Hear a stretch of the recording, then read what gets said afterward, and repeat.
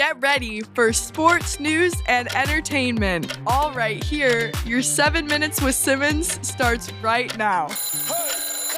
Today is Maple Leafs Management Day. Let's discuss another example of Treliving in Toronto destroying this.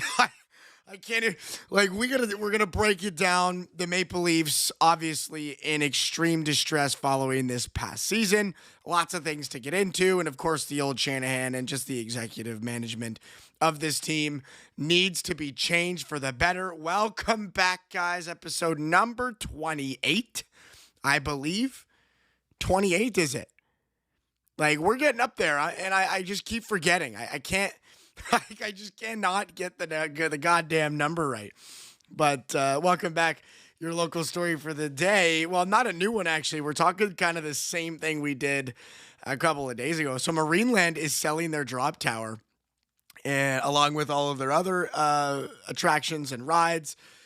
New ownership's coming in. They're shaking it up. They're moving things around. The drop tower is going up for $700,000.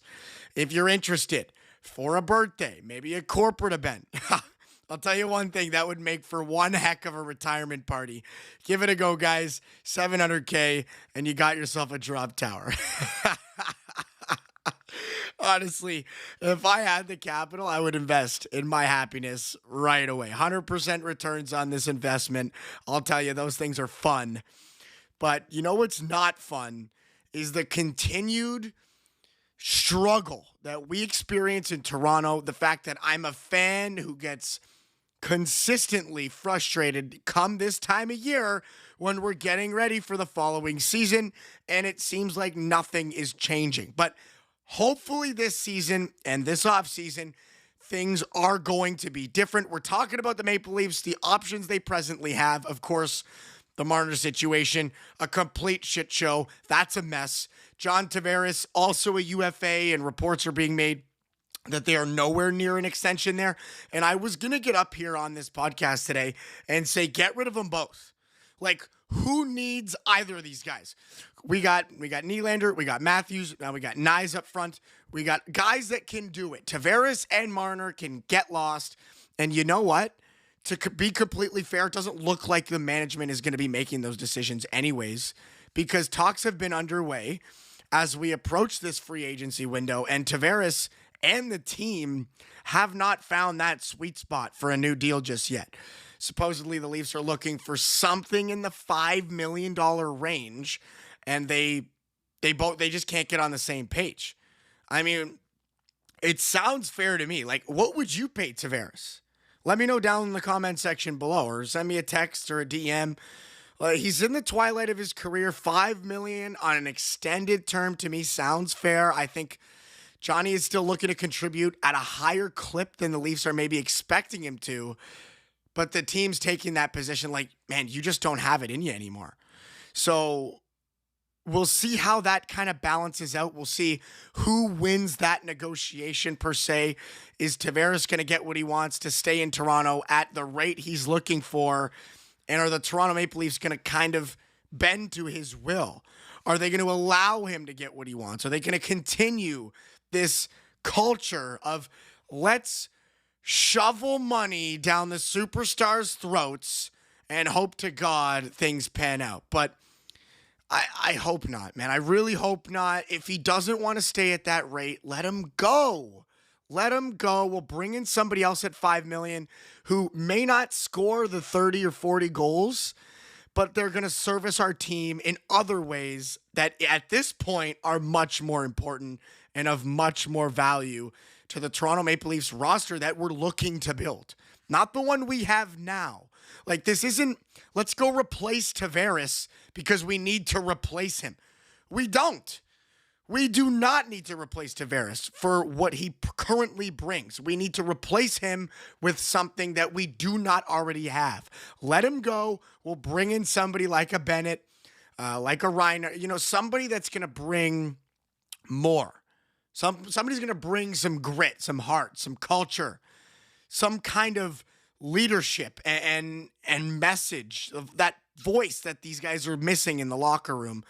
And, I think it's time that they make that decision once and for all. And then, further down the list of priorities, you got the RFA class headlined by Matthew Nyes. Following his 29 goal season is due for a significant raise.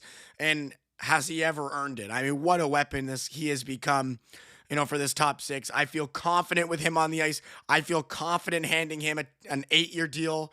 Of course, being in the restricted free agent class, that's not going to happen.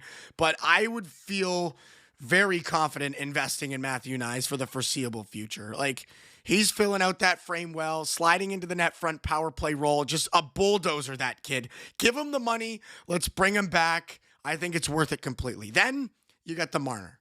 This Marner shit. What is going to happen with Marner? But first things first, what an awful display of asset management here. Like, what were they thinking? Like, was the strategy, let's hope we win a cup and then maybe we'll pay this guy to stay? Or hope he's going to stay if we don't? Like, what now? You're standing out in the rain while Marner rides off into the sunset, probably going to get 15 mil from somebody, and it's not going to be us.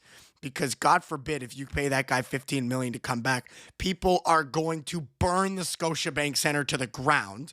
So he's not coming back. But who do we get in return? Nothing. An empty stall we can fill with somebody not as good instead of a Mikko Rantanen, which was a move that the Leafs had flirted with, earlier in the season.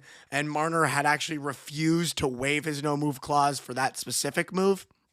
But this is a tough one for me. Like, we know he's not coming back. You know it. I know it. And so be it. To be fair, so be it. This core has had their chance. How many more strikes do they need? Like, it's time to put these guys in timeout. It's face the wall, boys, or get lost. Like, it's getting out of hand. They really need to restructure a few things. Starting from the back out, get rid of Morgan. Awful playoffs he had. Like, awful. Get rid of him.